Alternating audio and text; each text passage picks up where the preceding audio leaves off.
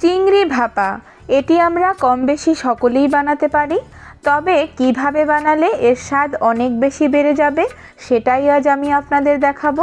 যদি রেসিপিটি একটুও ভালো লেগে থাকে তাহলে নতুন বন্ধুদের উদ্দেশ্যে বলছি, পাশে থাকা বেল আইকনটি ক্লিক করে দেওয়ার অনুরোধ রইল। এখানে 250 গ্রাম চিংড়ি মাছ ভালো করে কেটে ধুয়ে পরিষ্কার করে নিয়েছি। স্বাদ মতো নুন আর হাফ চামচ করে হলুদ লঙ্কার গুঁড়ো দিয়ে ভালো করে মেখে রেখে দেব 10 মিনিটের জন্য।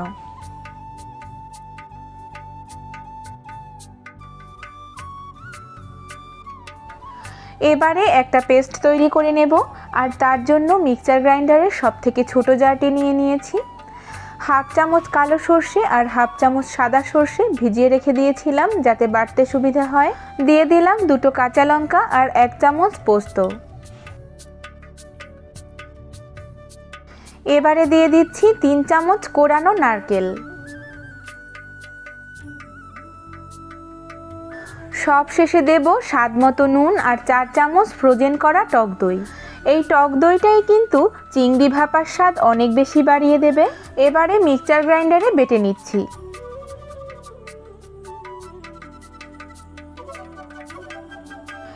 একটা স্টিলের বাটি নিয়ে নিয়েছি আর তাতে বেটে রাখা মশলাটা ঢেলে দিচ্ছি। এবারে ম্যারিনেট করে রাখা চিংড়ি মাছগুলোও দিয়ে দিচ্ছি।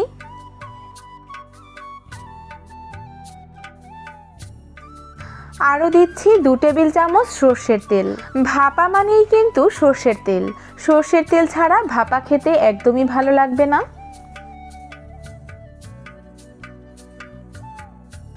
সব শেষে অ্যাড করে দিচ্ছি স্বাদ মতো চিনি আর গোটা কয়েকটা কাঁচা লঙ্কা।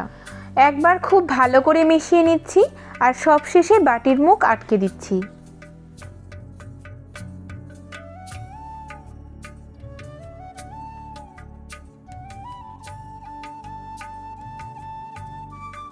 এদিকে গ্যাস ওভেনে একটা প্যান বসিয়ে সামান্য জল দিয়ে দিয়েছি আর একটা টেবিল স্ট্যান্ড বসিয়ে দিয়েছি।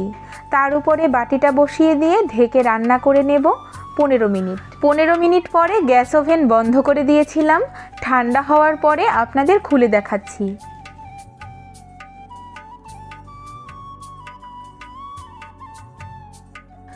দেখুন তো কালারটা কতটা সুন্দর এসেছে, আর তেল কিন্তু উপরে ভেসে উঠেছে। এই রেসিপিটি তৈরি করতে কম সময় লাগলেও খেতে কিন্তু হয়েছিল দুর্দান্ত। গরম ভাতের সাথে এটি একদম জমে গিয়েছিল। আর এই একটা আইটেম দিয়েই কিন্তু আপনি পেট পুরে খেয়ে নিতে পারবেন, আর সঙ্গে ভরে যাবে আপনার মনও। খুবই অল্প সময়ে তৈরি করা এই রেসিপিটি আপনাদের কেমন লাগলো অবশ্যই কমেন্ট করে জানাবেন, আর ভালো লেগে থাকলে আমার চ্যানেলটির পাশে থাকার অনুরোধ রইল।